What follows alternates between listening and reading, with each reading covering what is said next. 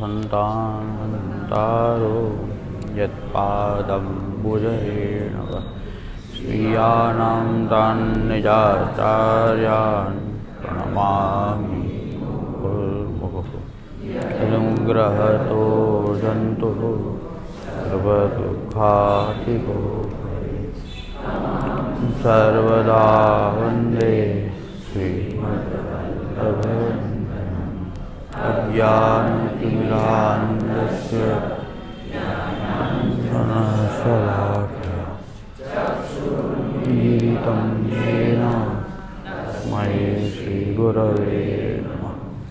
मामृतये शेषे लीलाक्षीराब्धिसायिनं तस्मै सहस्रलीलाभिः श्रियमाणं बलानिधिं चतुर्भिश्चतुर्भिश्चतुर्भिश्चस्त्रिभिस्तथा षड्भिर्विराजते योऽसौ पञ्चधारये।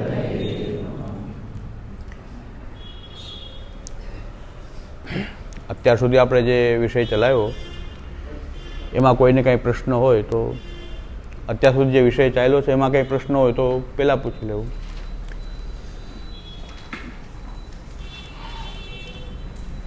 હેલો, એક ગયા વખતે કીધું હતું કે વાલ્લભ મતમાં અર્થાપત્તિનો અંતર્ભાવ શબ્દમાં માને છે અને ઉપમાનને પ્રત્યક્ષમાં માને છે. એ બે વાત નથી સમજાણી. અર્થાપત્તિનો અંતર્ભાવ શબ્દ પ્રમાણમાં.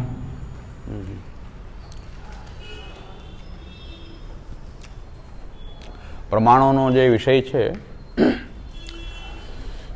ઘણા બધા પ્રમાણો અલગ અલગ શાસ્ત્રોમાં સ્વીકારેલા હોય છે.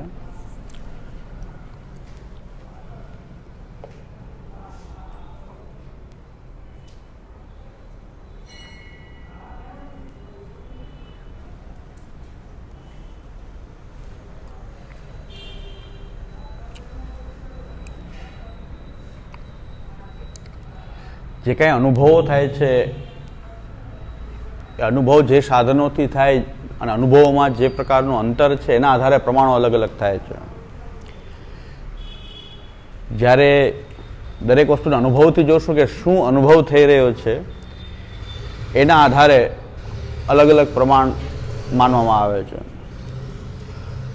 હું અત્યારે આ પ્રત્યક્ષ જોઉં છું એવો અનુભવ થઈ રહ્યો છે એટલે એને આપણે પ્રત્યક્ષ પ્રમાણ કહીએ. અનુભવ એવો થઈ રહ્યો છે કે પ્રત્યક્ષ મારી સામે છે, ઇન્દ્રિયોથી એ ગ્રહણ થઈ રહ્યું છે એટલે એ પ્રત્યક્ષ છે.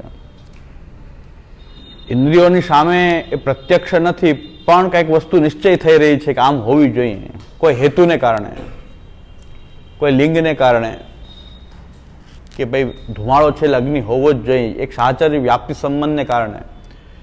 તો અહીંયા અનુભવ કેવો થઈ રહ્યો છે કે પ્રત્યક્ષ મને આગ નથી દેખાતી પણ આગનો અનુભવ થઈ રહ્યો છે કે આગ હોવી જોઈએ. ધુમાડાને કારણે આગનું અનુમાન થઈ રહ્યું છે એટલે એક અનુભવ અલગ છે. પ્રત્યક્ષ કરતાં કંઈક જુદો અનુભવ દેખાઈ રહ્યો છે. એટલે હજી ડીપમાં જઈએ છીએ કે પ્રમાણો અલગ અલગ કેમ થયા, કે જે અનુભવ થઈ રહ્યો છે યથાર્થ અનુભવ એ પ્રમા, યથાર્થ અનુભવ જે છે એ પ્રમા છે. એ ન્યાયશાસ્ત્રની વ્યાખ્યા કે અનધિગત અબાધિતાર્થ વિષયકમ જ્ઞાનમ પ્રમા એ મીમાંસા શાસ્ત્રનો નિયમ છે. શ્રી મહાપ્રભુજી બેયની વચ્ચેનો અર્ધજરતી ન્યાય સ્વીકારે છે. શ્રી મહાપ્રભુજી ના ન્યાયમતની વ્યાખ્યા સ્વીકારી રહ્યા છે, ના સંપૂર્ણપણે મીમાંસાનો મત સ્વીકારી રહ્યા છે, પણ બે વચ્ચે અર્ધજરતી છે. અને બેયનો સ્વીકાર કરતા હોય એવું પણ લાગી રહ્યું છે કે જ્યાં જ્ઞાન અને જ્ઞાનના વિષયની અંદર જ્યાં સંવાદ છે, પ્રમાણ જ્ઞાનના વિષય સાથે એ આપણા જે જ્ઞાનના જે સાધનો છે એમાં જો સંવાદ છે તો યથાર્થ અનુભવ પ્રમા.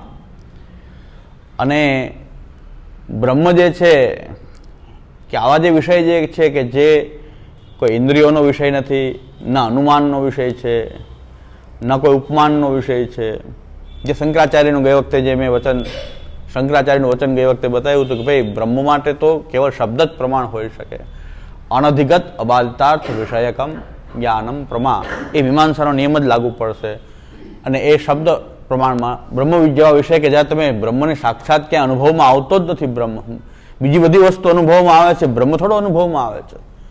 તો જ્યાં જ્ઞાનના જે સાધનો અને જ્યાં સામે કોઈ જ્ઞાનનો જે વિષય છે, કે જ્ઞાન અને જ્ઞાનનો જે વિષય છે એની વચ્ચે સંવાદ નથી, ત્યાં અનધિગત અબાધિતાર્થ વિષયકમ જ્ઞાનમ પ્રમા એ સ્વીકારવું પડશે. એટલે પ્રમાની વ્યાખ્યા થઈ ન્યાયશાસ્ત્ર અનુસાર. હવે અનુભવો જેમ અલગ અલગ થાય છે એમ એના જ્ઞાનના જે સાધનો જે છે, જ્ઞાનના સાધન એ પ્રમાણ. સાદી ભાષામાં પ્રમાણ એટલે જ્ઞાન. આ તો એની શાસ્ત્રીય વ્યાખ્યા અનધિગત અબાધિતાર્થ વિષયકમ છે, તો એક પ્રકારનું જ્ઞાન. યથાર્થ અનુભવ પ્રમા એ પણ જ્ઞાન. પણ જ્ઞાનના જે સાધનો જે છે, જ્ઞાનના જે સાધનો જે છે એ જ પ્રમાણ છે.